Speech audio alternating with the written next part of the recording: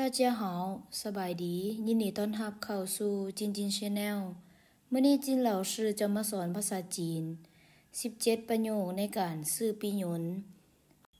เฮามาเบิ่งนำกันเลย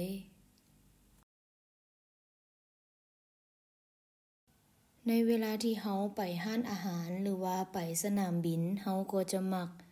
ได้ยินคำถามที่ว่า你好我可以帮你吗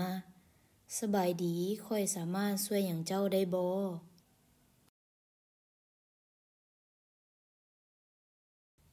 我想买一张去昆明的机票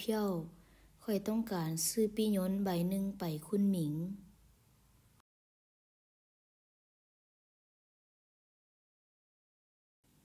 หลังจากนั้นเขาก็จะถามเฮาอีกว่า你想要单程的还是往返的เจ้าต้องการปี้เที่ยวเดียวหรือว่าไปกลับเวลาตอบเฮาก็จะบอกว่า往返的แปลว่าปี้ไปกลับ你什么时候走แปลว่าเจ้าจะออกเดินทางจักโมงเฮาก็สามารถถามต่อไปอีกว่า下一班航班是什么时间แปลว่าเที่ยวบินต่อไปแม่นเวลาจักโมง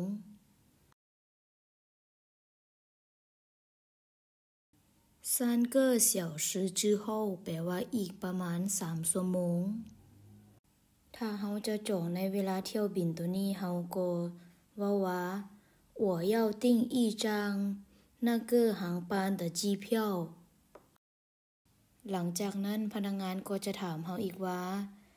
头等舱还是经济舱สั้น First Class หรือว่าสั้นประหยัดถ้าเฮาต้องการสั้นประหยัดเฮาก็ตอบว่า经济舱แปลว่าเอาสั้นประหยัดหลังจากนั้นพนักงานก็จะบอกเฮาว่า好的让我看一下这个航班还有没有空座位很抱歉那个航班的机票已经售完了โอเคหรือว่าโดยเดี๋ยวเฮากวดเบิ่งให้ว่าเที่ยวบินนี้ยังมีบอนวางบ่ขออภัยปี้ของเที่ยวบินนี้ได้ขายหมดแล้วเจ้าถ้าเฮาอยากรู้เที่ยวบินต่อไปเฮาก็จะถามว่า这个航班的下一个呢เที่ยวบินต่อไปเด้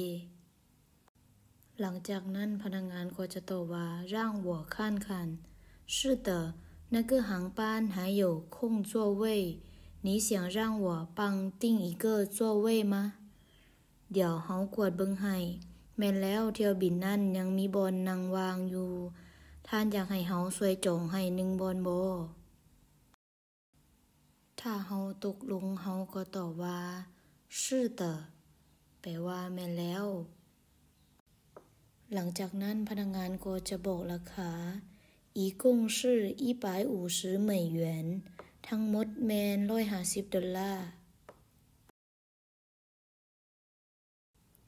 好的แปลว่าโดยตกลง